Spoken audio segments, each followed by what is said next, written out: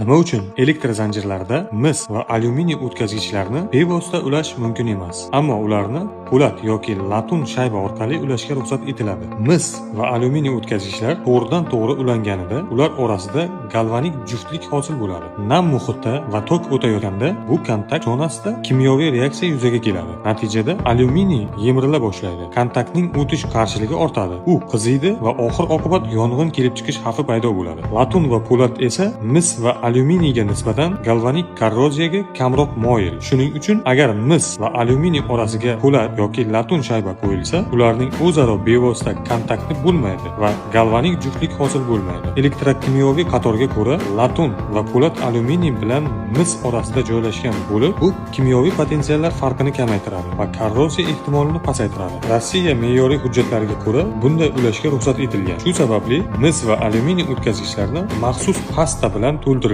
o'z-o'zidan qisuvchi klemmalar orqali ulash mumkin. Bunday klemmalarda o'tkazgichlar bir-biri bilan bevosita emas, balki kontakt plastinasi orqali ulanadi. Shuningdek, deyarli barcha zamonaviy avtomatik o'chirgichlarga mis va alyuminiy o'tkazgichlarni ulash mumkin, chunki ularning klemmalari latundan tayyorlangan va galvanik qoplamga ega hisoblanadi.